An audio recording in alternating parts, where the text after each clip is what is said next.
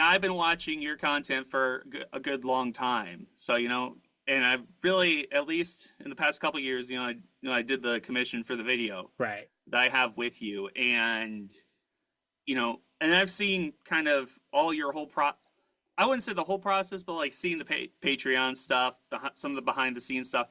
I think we're all, especially in the fandom, we're all kind of going through a little bit of the ringer, like especially with all that auction going on. Am I right? Yeah. Ugh, It that's sucks. ugh. Yeah, no. So I no, feel like that's I've been sad every time I've been on Twitter the last couple of days with that. I'm just like, mm-hmm. it's That all the Wait, pictures are what so was that cool. about? Heritage Auctions is auctioning off every single thing Hasbro and Saban has been, all the props, all the suits, Yeah. everything. They're What, just they're just getting rid of everything. Yeah, just getting rid of it. Just Oh yep. my yep. god. Anything that It's was in their warehouse gone. Where are they going? Where are they gonna put just to it? probably some like trust fund like chuds or something or Yeah, like because some like I think like pretty much everything in the auction like starts at like $500. So yeah. I don't So know who it's I don't know who's gonna get it, but yeah. So Oh probably not gosh. many fans. So my first question that I had in mind, just to start things off, how did you get into tokusatsu? Um, so basically for me, I can't believe I got into it as late as I did. My first exposure to it really was when Power Rangers Samurai was coming out on Nickelodeon because they did like well, for a lot of their shows, which they still do, they did like a huge push that it's like a brand new show, at the time coming out in 2011 or whatever. And I was like, I don't know what that is, but I'm gonna watch it. And like I'm sure I had heard of Power Rangers at that point, so I was pretty young then. I was like 9 when Samurai came out. And so that was my first exposure to Power Rangers in general, was watching that and going like, this is the coolest thing ever. And so then I wanted to learn all about Power Rangers, which then eventually led me to, this thing called Super Sentai. And it's like, what's that? And then that led me to Kamen Rider. And then, Ultraman is in there somewhere probably. I don't know exactly where I first heard of that, to be perfectly honest. But it started with Power Rangers Samurai, and here we are, what, 12 years later? mm, 13 years later, something like I think that. so. Yeah, And the rest is history. yeah. It definitely tends to be a rabbit hole. You find one and then you start like looking up. I want to see the source material. Right. And then like somewhere some jerk in pink like shows up and then you're like, who's that guy? Or if you're like me, who was born in '96, so I get all the reruns of like Mighty Morphin and all that stuff. I see Mass Rider for a friend in need, like on Disney Channel, all that kind of stuff.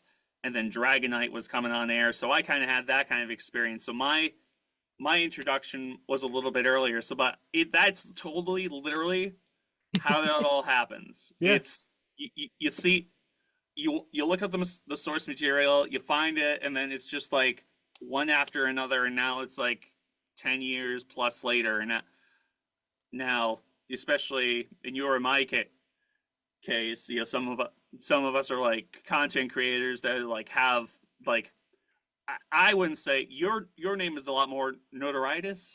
No, there's a lot more notoriety with your name compared to my name. But even though like my heyday was back in 2019 with all the rider times, I'd love to do those more, but I can't find the inspiration and Oh, just I get that.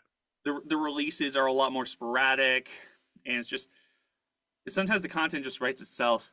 And especially Totally. when they don't make the figures for half of these new characters that I can make fun of, it's like there's no I can, like I could do it with Shoto and Soto, but like I already have like that big room back there that's like just all that. So it's Right.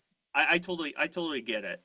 Um, so I guess one thing is so hmm, I remember trying to remember the exact question or the exact wording I'm trying to ask this question is for Toku topics and yeah, especially Toku topics because now you have like three channels: Toku topics, too many topics, and trans topics, which is your newest one. for like Toku Topics, at what point did you kind of decide what that like I could do like all this content creation, like all these people are already doing, and some of these people like, and some of them now you're like basically close friends Yeah. with are doing it. So it's like, what kind of spurred that into like to start that? I guess that's one question. So I think for me what really kind of did it was for years I knew that I wanted to do tokusatsu content creation, or I guess just at least content creation period. Because like you said, I had watched so many different people who I now call friends and everything, which I never would have thought that was going to happen. But basically a lot of it stemmed from just kind of I think that if I remember correctly, there were a couple, like, I wouldn't call them failed attempts because I didn't really try, but there were like Mm, a couple times I made channels before Toku Topics where I was just too young, or I didn't have the gear or the ideas, or I just or the expertise really. And a lot of it kind of came down to this 2-year film program that I was in high school. I mm, really learned a lot of editing skills and production skills and all that kind of stuff, and so that really helped with sort of just having a personal outlet that was, away from the classroom, that let me express those kind of things. Or sometimes I got to work on some of those things within the classroom for Toku Topics. Some of the earliest Toku Topics videos, a couple of them around the late 2017, early 2018 portion of my content, were actually just direct uploads of projects that I had made for that class. And so that's kind of where a lot of that stemmed from, which is kind of eventually deciding like this is the time that this is going to happen, and I'm actually going to try to roll with it. And then I didn't for like 2 years, and Toku Topics kind of was dormant from like 2018 to 2020. And then I picked it back up with Lightning Storm, mhm. which was kind of my and learning how to do all that was sort of my pandemic hobby, learning how to find all of the information about the Lightning Collection and stuff like that, and that's really what jump started everything. So this is okay. So on top of that, kind of leading off of those two statements. First statement, what is like taking the film classes, film course in like high school, and also it was a 2 to 3 year Yeah, course in 2 year, college. uh, or it was all 4 years of college. Yeah, Oh, so 4 years six college. 6 years total of film school stuff. Hmm. So So anyway, like using the experience in from high school and college, has that changed your opinion on the art form of tokusatsu, or just like any of the film art forms in general? I guess that's one layer of the question. yeah, I mean, I think it's definitely given me, a lot deeper of an appreciation for how all of this is made, appreciating just the time that it goes into the stunts, or like for like Ultraman, like the production of the city sets that they make for the big fights, like that is super crazy and fascinating to me, how they pull all that off. And so I think definitely having that education and kind of knowing a little bit of like, oh, this is probably how they do, this thing, or an idea of how they probably do that thing, it definitely has given me a deeper appreciation for the shows, and also has allowed me to sort of be able to poke fun at things like, hey, there's a boom mic over there in that shot, or this or that, because you know Power Rangers and such has never necessarily been the most like polished production, but that's It's what we it's love it for, it's never so polished. never. Uh, okay, so leading on to that, because with Lightning Storm, that was one of your I can't think of the right word. Yeah, there's a multitude of lightning storms. Basically, a lot of lightning collection videos were weekly. Jenna, I don't know if any of your questions, any of your extra questions had to do with any of that kind of questions, but you were basically making some of these videos. It almost felt like you were doing like two a day at some days. I Definitely guess, felt like it. yeah, for you, like in that kind of process, like how does that kind of feel, like just like having to, and this is kind of the core of like doing the whole interview view, is at like wondering, that has to take a toll, at some point, to like do basically not even just bi-weekly, bi-daily videos of like hearing announcements. Somebody on the like Toka Twitter found like a prototype like in the morning and then the afternoon, like you have to like get that video out in the morning because you just Yeah. found about that right now, and then like somebody just says like, oh yeah, yeah, they're selling off all this stuff off, like, and then you still had you at least had the inclination that you had to do it. Like you don't necessarily have to do it now because it's good for you to take like that kind of break that you don't have to push yourself. But like back Right. then, like how would that was yeah, you kind of get like where I'm Yeah, trying to yeah, go with yeah. this question.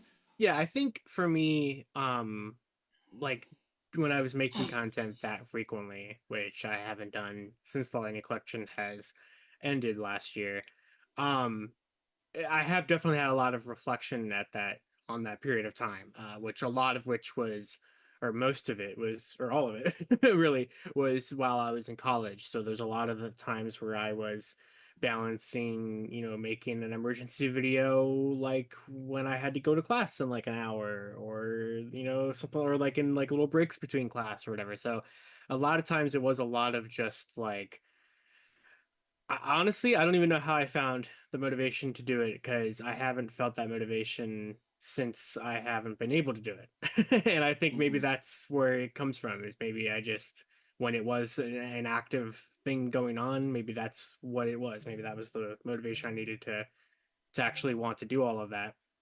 And I think also, like, since the videos did usually pretty well, that helped too, because it felt like I wasn't just kind of putting something out into the void. I mean, I Yeah. always kind of am when you upload, I mean, anyone really is when you upload any kind of internet content. You Mm-hmm. never know if it's going to get like 2 views or 200 views or 2,000 2000. views. So, it's always a very tricky thing to kind of balance. But I always prided myself on making sure that I got the Lightning Storm episode out as soon as I possibly could. If that was, later on that afternoon, great. If it was the next day, okay. Sometimes if I thought news was not like super pressing, I just would save it all for the Saturday episodes because I don't know how I came up with a Saturday episode like every week. I mean, some weeks I was really stretching for there to be something to talk about, but I somehow made it happen like pretty much every single Saturday, unless there was like a fan first event on a Friday or something where it just didn't make sense to do 2 days in a row. But yeah, there was a lot of just I think a lot of it was just the consistency of just always having at least like one thing I could talk about or talking with some of my sources and making something to talk about. If there was not that much going on, I could sometimes kind of be like, "Hey, we've been talking. You've been telling me about this in private for a little bit. Can we kind of start to release some of the details publicly, that kind of thing?" And that would help as well if there was kind of a really big dry spell, or I just thought the fandom needed something exciting, like when I timed my leak of Turbo Red on TJ Day, which is a fandom made event thing. So I was like, "Hey," went to my sources and I'm like, you don't know what this is, but this is a thing that the fandom likes to do on December 26th.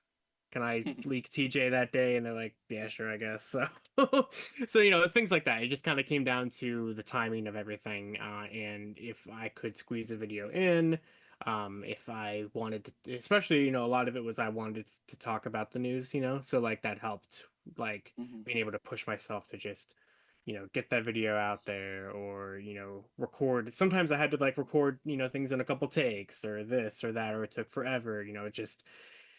It was just the consistency and my just how proud I was of that series that I think was able to keep me going with it.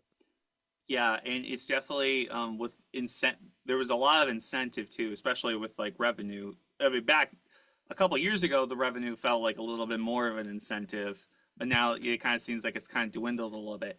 But yeah, no, I definitely kind of, even watching your content, you could even see, and even like your feeds and everything, you could just kind of see like, and not like for I'm trying to say the mental decline. Like I could feel like this is taking a toll on you. Like that's what I'm trying to say, is like having to do that basically by daily was just seems like that has to be a lot on like one Yeah. person's psyche. And like I could see it in some. I don't want to. I'm not trying to put you down. Oh, Like I know. Yeah. I'm like coming from a place of worry. I'm Right. like, she is putting like so much effort into these things. She's putting so much like day-to-day work, and it's like that has to be like taxing. Because for me, when I was doing writer time, like even though sometimes I would, most of the time I would just do like improv. Like half the Right. time, like sometimes I'm trying to figure out, okay, I want these voices to sound like this, but I don't want these characters to sound the same. And it's just it can be very taxing, and that's why I think I had a big crash. Is it's either burnout or crash out. That's one of the words I'm thinking Oh, of, burnout where for sure, burnout. Yeah. I completely like like I'm very sporadic nowadays. I will upload some writer times like every so often nowadays. They don't get the same numbers, so Yeah. everybody still likes them. Right. I'm still Right. surprised. Like what? It's 5 years on now. Yeah, 5 years on, people still ask for them. So I totally get it. I totally get like the mental like. I mean, obviously, it's two different forms. Mine's more of comedy, and yours is really informational, and that's what I Hmm. enjoy about your type of content. It's like the very informational, deep dive into like these type of things, and having those connections for you, I always thought was really interesting.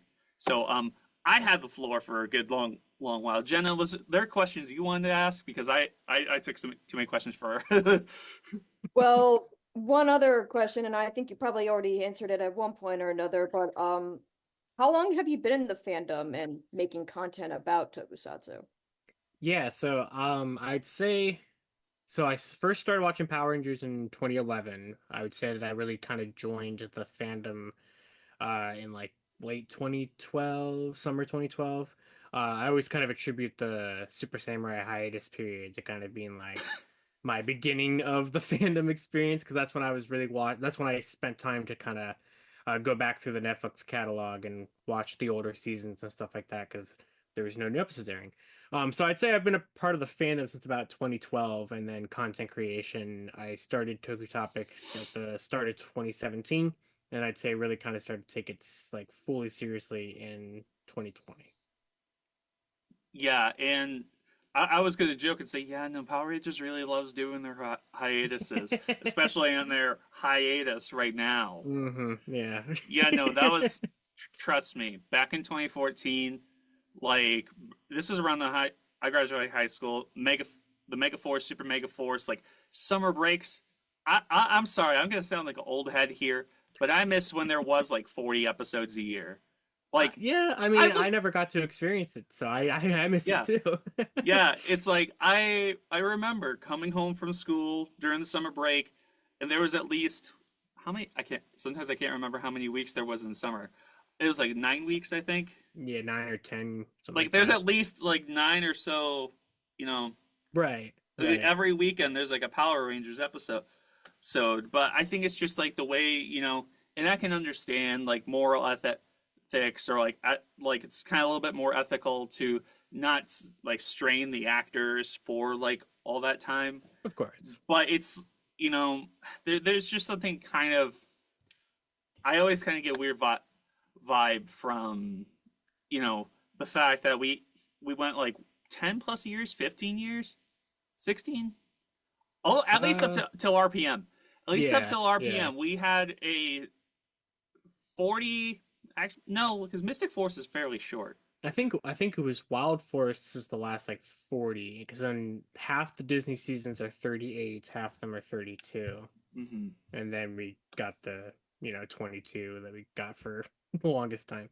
Yeah, So so it's I definitely I can understand where like some of these studios and some of the ethics are coming from of like hiring young adult to teen actors or some of these like teen actors who can't like be on screen, not be on screen, but be on set for way too long because yeah, they actually right, still have to be in school, right. even though some of these people are like in like almost 30. He's acting.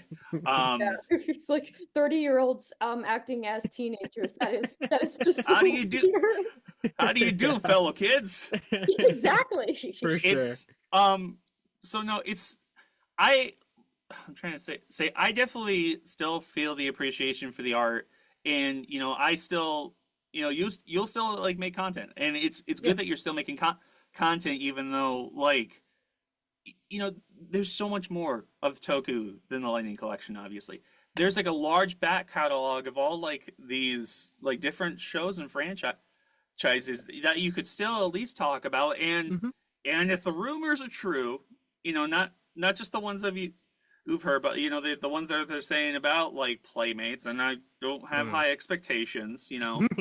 We we could definitely see some sort of resurgence, whether or not that's in 2D form or in live action form.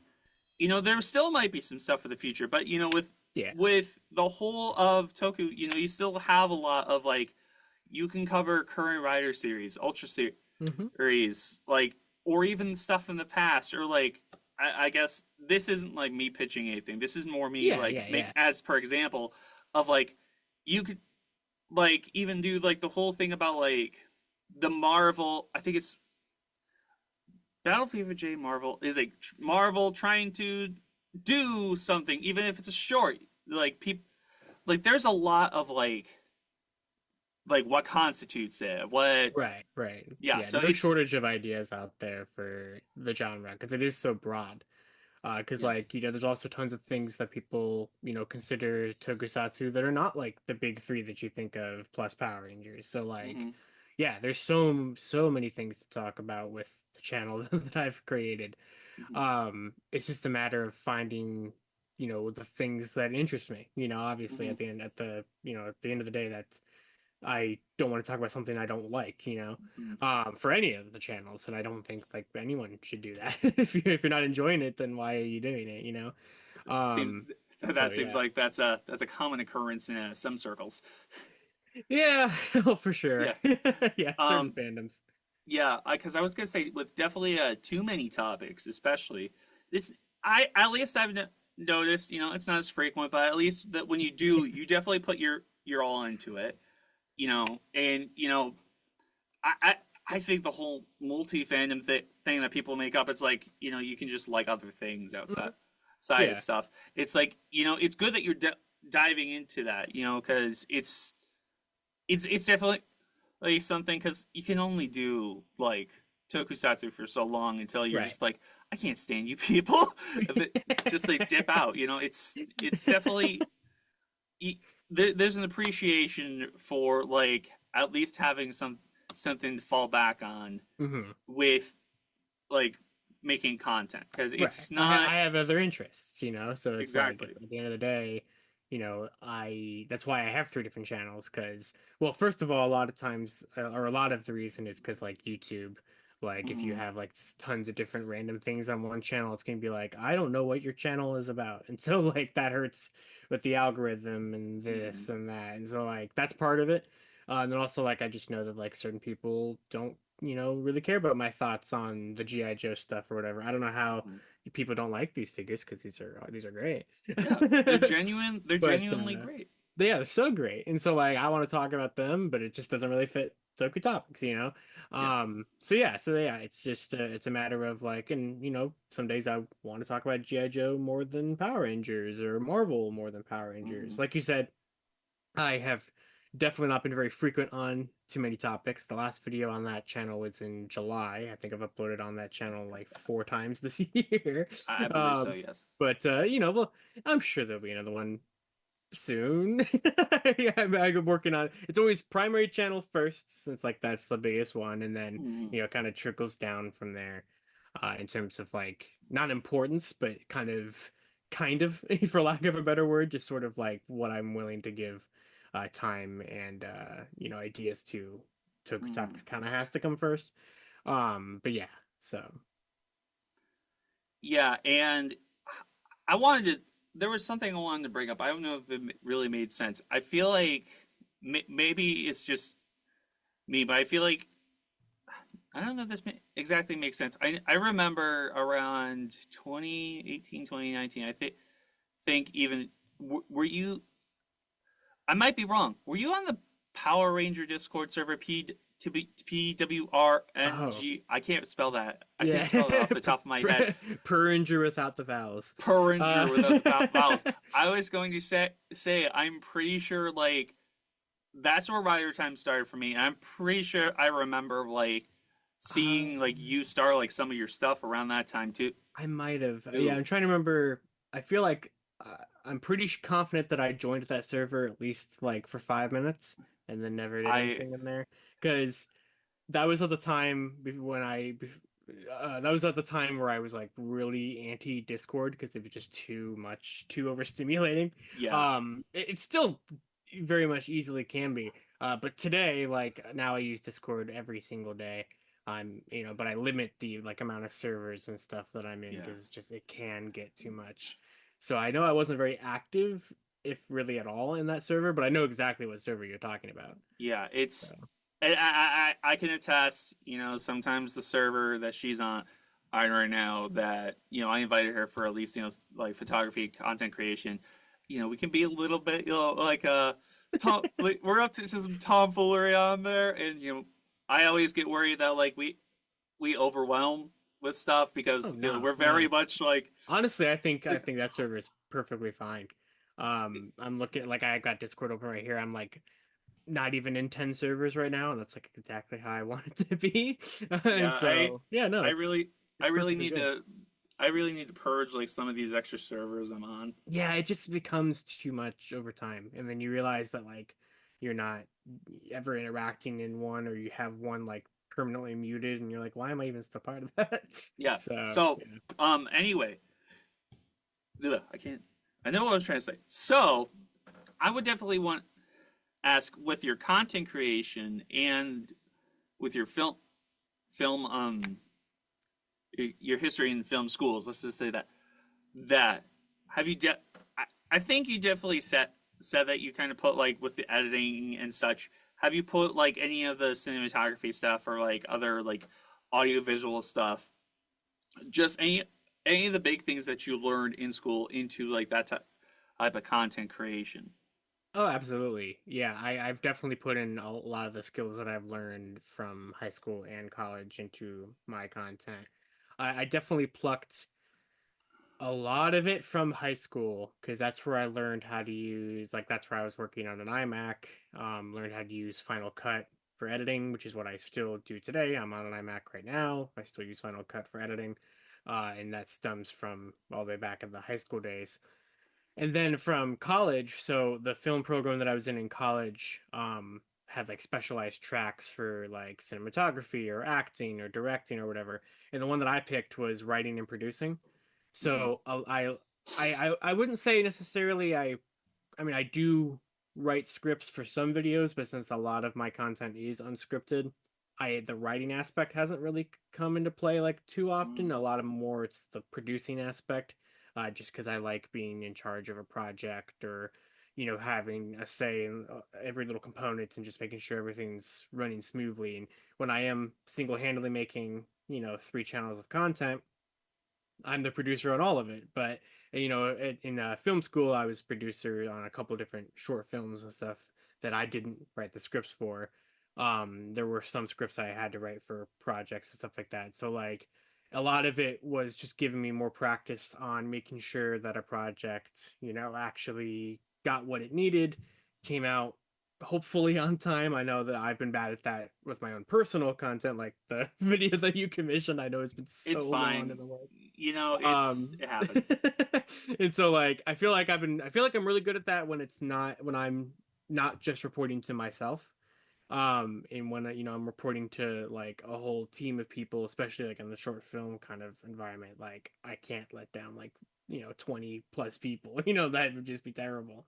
And so like and also like when grades and stuff are riding on it. But so I think a lot of it has just kind of been sort of the skills that I implemented, a lot of it being the discipline or being just sort of some of the technical things that even taught me how to make videos. Like I didn't really know any kind of editing skills really before high school, and now I use Final Cut multiple times a week. I'm always in there with all of my content, even if it's just like a TikTok short. Sometimes that's not even going to go on YouTube.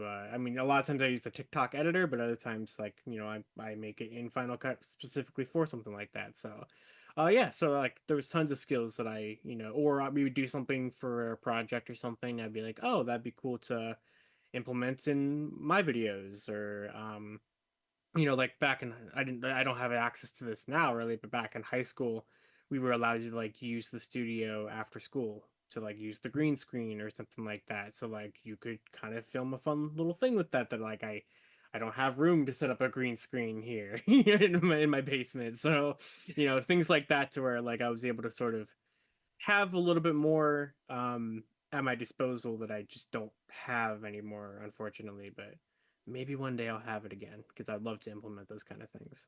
One last point that I actually wanted to mention, and this actually goes into a little bit of history of me, is that I actually at one point used to be into tokusatsu and was mostly like Super Sentai slash Power Rangers, Kamen Rider, and I think Godzilla is also Oh tokusatsu. But yeah, yeah, for sure. I was also into Godzilla. But I think around like 20 like 2 years ago or 2 or 3 years ago, I just fell out of love with that. I wasn't interested in it anymore. And mostly because they just did things that really pissed me off as like someone who wants to take writing seriously, and they just do things that it's like it's so obvious what they're trying to do that it becomes so jarring that it's like I can't take this anymore. I need to leave. And occasionally I will look back in on the fandom to see how things are going since my absent, and from what you are describing and from what I've seen recently, yeah, I'm glad I left because this franchise is put together by duct tape and broken dreams. Oh, So absolutely. And so craft glue. Don't forget craft glue. yeah. But but some of the reasons that I left, that I felt that I wasn't interested anymore, is because I wanted to do my own stuff. I wanted to write my own stories and have more creative control over my stuff. And secondly, executives will not innovate on anything if it doesn't make them enough money. I mean, they'll never make a female lead Kamen Rider ever because like it's not going to make them money. They don't know if it's going to make them money, so they're not going to do it. And thirdly, they just shove in so much collectibles into the show to the point where they become virtually useless and pointless. And it becomes so blatantly obvious that they're just created for merchandise. And that just really pulls me out of the experience every time it happens. So, in terms of actually that final point, do you have like similar feelings about collectibles and just being carelessly shoved into these shows without much thought to like storytelling? Oh, for sure. I think that definitely in recent, I think Comraders certainly suffered from that in recent years, more than because for Power Rangers it's kind of tricky because like we have sometimes invented gimmicks like the Beast X keys or whatever, like we're not in Go Busters or whatever. Yeah. So like we have sometimes invented the problem, but most of the time we just inherited it from the Sentai footage. But for Comrader, I think has definitely suffered from an overabundance of relying on the gimmicks. Now the show has, I mean, all of Toku really has been that way for like 15 years or so. It really kind of started in like 2008, 9-ish is when they're like, hey, we can sell like 1,000 of a thing every year. And so I that's mean, just how it's technically, become. the collectible aspect really began with Ryuki with like the cards That's and stuff, true. but they Yeah. Gal Ranger also had the the power Oh animals yeah, there the too. little orbs. Yeah, yeah, yeah, true. like Yeah, or just the Zords in general. That Right, was yeah, right, yeah. but But yeah, I but feel it's been prevalent in many of the toy lines. I mean, you even like you had like Disc Animals and Hibiki, or I know I don't know how many of them actually sold until later on, but there was also like the cards for the Deno Pass, the different mhm. Imagine and stuff like that. I had a couple, so yeah. Yeah, yeah. I know they did like full sets of those like after the show, but I can't remember how many they sold during. But regardless, like I think it's especially with more recent seasons like Gotchard, I think is a perfect example of a show that there was just like did we have to have 100 chemi cards? Like did we had like why 100 or why not like 50 or something? I know it's because they were able to sell card packs all year. Like of course that's the reason, but it really made them in the show feel so frivolous. So many different forms showed up twice, three times if we're being generous, and then were repainted into something that showed up once or twice and never again. And it just felt like once we got what's to the big power ups, like there was no point in like the random chemi combinations. And then it's yeah. like, Mhm. why do I even want to collect the cards then? I did it anyway, don't get me wrong. because I have no self-control when it comes to collecting all the stuff. But it doesn't mean that I don't think that it was not implemented well. And like you were saying, it's impacted the writing and everything too, where they have to. I mean, at the end of the day, a lot of these shows have always been we have a toy line, and then you have to write a story around that toy line, and that a lot of times that has really shown. Other times, I think they're able to hide it Yeah, more like well, and it depends on yeah, the writer. Yeah, some people do it more gracefully than others. Let's Yeah, just say. I'll definitely for sure. say, I'll definitely say with in a situation like I definitely feel like Don Brothers didn't lean heavily into the gimmick. It was very much it's a very Inoue story. Yeah. Like I'll say that, but Don Brothers because it didn't have to worry about all the gears. It like they just like I'm pretty sure Inoue just like got like a couple like Bandai or whatever is like, hey, can you like get these like toys in Oh here? yeah. It's like, all right, I like mean, the toss them perfect out. example with that is the altars. Like Yes. some of those were literally in an episode, or used one time, and it was like, wow, he really does not want these in his story, does he? And that's fair. If like the writer doesn't, I feel like there's sort of a delicate balance to where obviously what the writer wants to do with the characters they create and the story and the world that they create should of course be taken into consideration, but at the same time if you're hired for one of these shows you kind of have to sort of know what you're getting yourself into, in a way. Like you should still be able to have that creative expression. And I think a lot of writers like Inoue have been able to do that because Don Brothers is, I think, a really fun, really like the characters are so good. I love the story of that show, but it is not a show that is interested in its toy line whatsoever. No. Like it's one of the least interested in its own toy lines that I've ever seen. When it's kind of wild to me when I was watching it. I was like, they want us to buy these toys because they're not using them. And so yeah, it's definitely an interesting case of like who I feel is able to get their voice out there more and who is more of a not like a puppet for Bandai and Toei, but like kind of, just kind of being like, you got to do this here and you got to do that there, and that kind of thing. Yeah, and that's very much going to show with like Gotchard or some other Sentai seasons where the gimmick was definitely the person writing for the show was probably getting paid in a way so like they are not used to getting paid so in that kind of way so they will listen to what Toei and Bandai wants where like probably more seasoned ones like Inoue will be like I've written for this crap for 30 plus years, let me cook. I have an idea. Oh, We're gonna have all these like pseudo romances. Yeah. Just screw the toys. Like get the toys out here. I want this ship to work. So go ahead, Jenna. I which get to it. sounds like to me the only way that these writers could actually express creative freedom is if they have like street cred within the Oh, actual Kind within of, their yeah. field. Yeah. quite literally, quite Yeah. literally. You got to be a veteran in the Toei ecosystem, or whatever you want to call it, of like the people they always go back to be able to kind of not really have the authority, but kind of just be like, I'm going to do what I want to do, and you're not going to tell me otherwise. It's kind of what it feels like in a way, like has the power of compared to some of the other writers that would just never be able to do that. Um, and yeah, it's interesting for sure how they especially how different it can be every year, but since they do change writers every year and the staff every year, and especially right now with the fact that they have changed for the first time the production schedule of Rider and Sentai.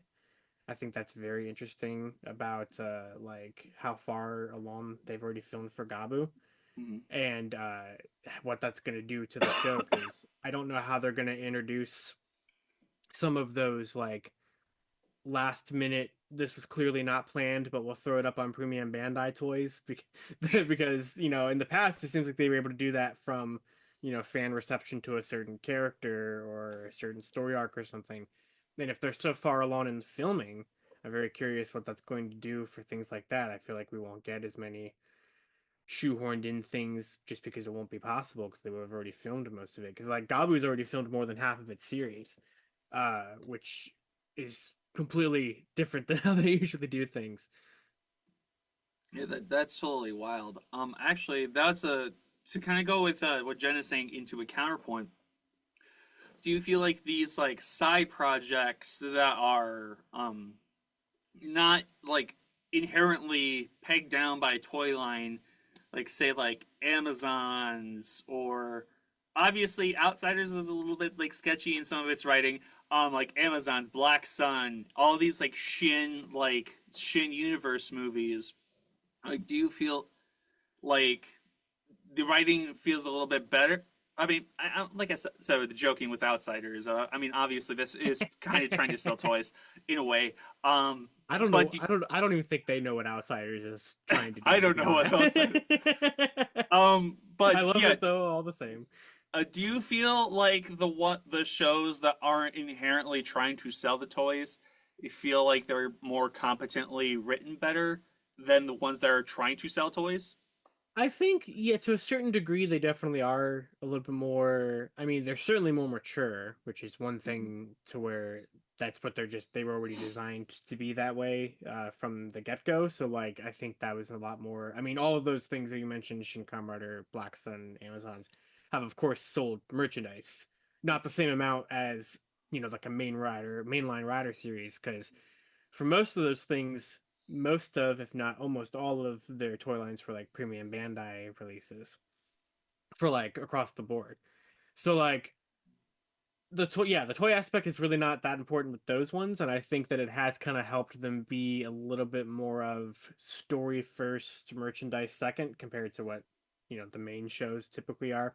Outsiders, who knows what they got going on. But like in Outsiders kind of just speaks to the whole general TTFC mentality of just kind of Throwing everything in the pot. we're gonna make whatever with whoever we got, I guess.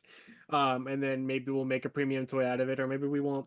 But yeah, so like Black Sun, like Shin Kamen Rider, of course, is also an interesting one because since that one was like a big theatrical movie by like a well-known Japanese like writer and director, like that one felt like a real film, not to like put it, not to try to bring it down or anything like that, because but like it kind of felt like it really had more love and care put into it. I mean, it was announced in 2021 as a 50th anniversary project and didn't come out until 2023. So it seems like they actually let it kind of take the time to sort of be the way that they wanted it to be a big deal, actually have some care put into it. And while of course they sold toys, a lot of the merchandise for that movie were like figure arts and stuff like that.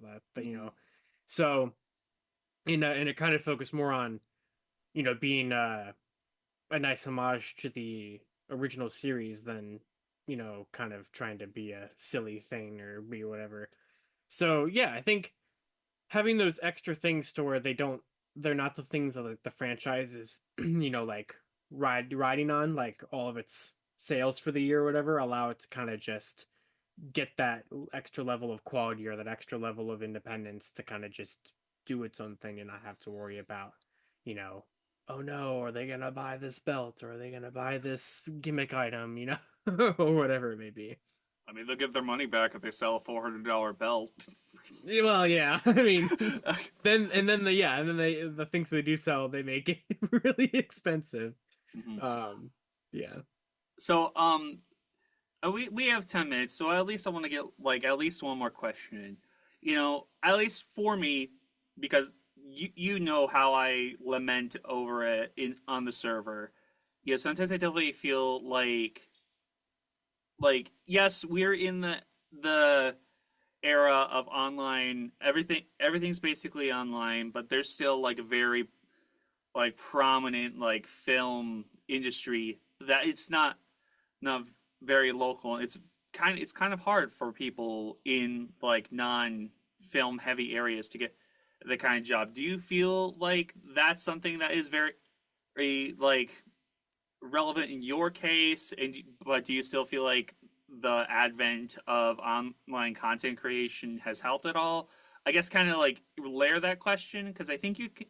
Hopefully, you're understanding where I'm coming Yeah, from with I this. do. So Yeah. yeah.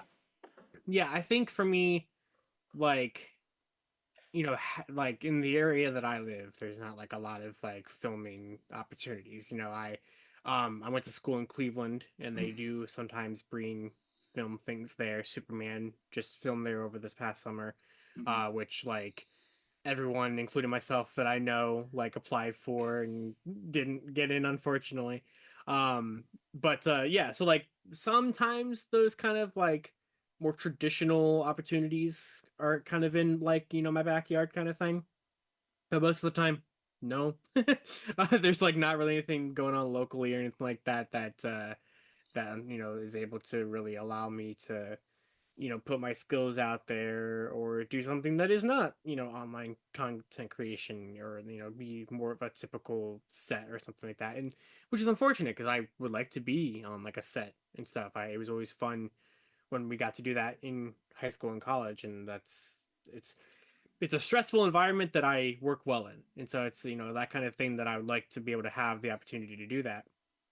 Thankfully, with, online content creation, that's kind of the only jobs I really can kind of, count on trying to go for. Even that is incredibly stressful and going nowhere. I've put in who knows how many applications just this week that have gone nowhere. Some have gotten to the interview stage, some have not. It's a stressful thing because everyone's trying to, I feel like everyone wants to be creative and everyone should be creative. And I think that while there are like way more jobs available in creative fields than there ever have been, there's also way more people who have the skills and means and sometimes the time to actually try to fulfill those jobs or apply for those jobs or whatever, or actually be able to do them. And so it's a tricky balance to where like technically there's more opportunities than ever, but it feels like there is no opportunities. It's kind of Mhm. it's hard to balance that and to kind of traverse that, and that's definitely a struggle that I've been feeling since graduating. And what's nice though is that it's nice not being alone. Like I've a lot of my all of my college friends or most of them are in the same boat. We talk about, we send each other job listings that are like, hey, you'd be perfect for this. Like my roommate, Keyshawn, like he picked the acting track. So like he's doing like auditions and stuff. And I don't want to be an actor. So like if I see something like that, I send it his way, and we're trying to help each other out there. We'll all get there eventually, hopefully, but it's all about who you know and just the timing. It's really just about trying to put yourself out there, and hopefully someone somewhere sometime will give you a shot. It's really at the end of the day, you just gotta try. Okay. Jenna, did you want to ask anything with Um, the couple minutes we have left? well, I don't have any more questions, but it is an interesting point that you mentioned. It's like, just getting your stuff out there. And recently I actually did upload my short documentary movie on the, TinkTank News Network, uh, YouTube channel recently. And this was after I debuted it at the Detroit Month of Design event at Tink Tank Animate Studio. And so, as going off of your point, it's like sometimes it's just about, who you know and what you gotta do. You just gotta put your stuff out there somehow. Yeah, Yeah, there and there's a point that kind of made me kind of think because Jenna's whole video is about the overlooming threat of AI in Yeah. hmm creation too. Do you kind Like, of feel like yeah? Do you want to go with that question then? well, just wanted to elaborate on what the Yeah, short yeah. documentary is briefly, is that it's basically a short documentary about the concerns of AI that is, invading the creative industry, and how that and the effects that it's having on writers, and just creatives in general. And so that's just the overarching theme yeah, of what. yeah. I think that's a super important topic too. So, Yeah, do you feel like that there is a genuine or reasonable worry oh yeah, about like AI in the creative field? Because absolutely. I mean, I think there's a genuine risk and worry about it in so many different fields, not just the creative aspect, but of course, since that's the thing that like I feel like, being creative is like the only thing that I'm good at. So I don't want a computer to replace me, And so it's one of those things to where like it definitely does, fill me with a lot of dread and worry about like where are we going with some of this. Like Mm-hmm. it's all technology that sounds really cool in concept, you know?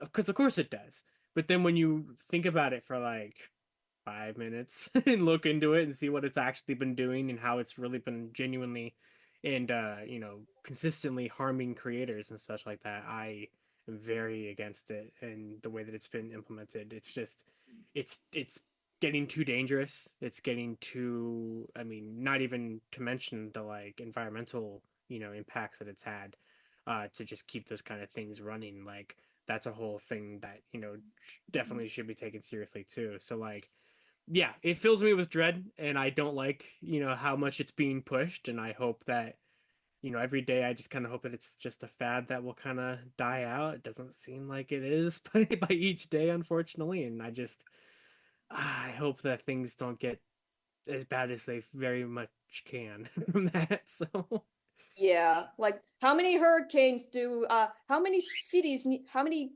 places need to be destroyed by hurricanes in order for your corporations to listen? yeah, for real, Yeah, exactly. it definitely feels like in a creation, especially with big studios, you kind of notice is with big studios, they're also they're trying to start like implementing this as a tool. So Yeah. almost it almost feels like to not pay actors, Oh, of or course. with editing, it's like they don't want to pay editors. It's like you guys, we don't want these tools to replace us.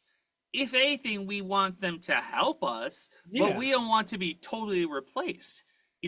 We made these things so we can be creative. We didn't make these things so we would have to be replaced and, God forbid, it'd be forced into doing, something that we don't love. Right. So it's a I have always felt that it's a very scary thing that there's too many people that don't value the art, that think that they can just get away with using it for a quick buck, and it's very scary. So yeah, no, and well, I know we're getting close to time, so I wanted to thank you for coming on. I Yeah, of know course. I'm a blabbermouth, so that's on me. You can tell, like, I don't know if I'm exactly as I can't say ostentatious. That's not the right word, but it's like hype as I Like come hyped. off on here. Yeah, but it's I wanted to actually have a genuine type of discussion with your content creation and just like how that kind of that was only like a third of the thing, but we wanted to actually at least get that in there. Yeah, of But course. kind of just talking about that and your like history with it, and I do appreciate that you came on. Yeah, I absolutely. would I wouldn't have thought that you would have come on. I am going to try to get this out because I want there to be at least people see this and be like, okay, we can still people should still like make stuff for the stuff that they love, but there Hmm. should at least be like a line to be like, don't do it to the point that you could almost hurt yourself. I Yeah. mean, you didn't, but I mean, like, Yeah, it yeah, yeah. if it becomes detrimental to the person's health, then there should be a line drawn. You should take a step back. Yeah. Yeah, so I definitely, like I said, I appreciate that you came on. Of course. There's you know you take as much time as you need to get that video out. I Yeah, I I actually just got the last, so I had a fun idea for it and I finally got the clips in for that at like midnight this morning. I just I'm kind of So, surprised that you used. Wait, I thought I sent the clip without the rider time audio, but I guess I did have the rider time like joke intro thing. I thought it would have been funny to be like, hey guys, you might remember me from this, but I've been doing other stuff. So I my best wishes are out to you. Hopefully, you can get a call back from anybody at this point. yeah, Hopefully, for real. I I'm doing my best. This is what I've been doing Right. when I'm not doing rider time, and also I've been doing my 9 to 5, worrying about my wife, all that kind of stuff. So it's just take your time. You know, if I have slipped up with, I didn't like mean to unintentionally ever or like misgender you, mispronoun you. Oh, I think it I just don't kind of think came we out. did. I think it kind of slipped out, if No, anything. if it But yeah, happened, no, it's but yeah. but that's a that's not the right word. But you know, take your time. You know, like I said, best of luck to you. You Thank you. know, and just I'm going to keep saying it. Thanks for coming on. So, Yeah, um, no, I mean, this was nice. I appreciate it. yeah. So did you have any things before we sign off, Jenna? No, not really. But yeah, just thank you for coming on. Thank you for having this very very nice conversation about the state of not just the tokusatsu stuff, but also just the state of entertainment in general.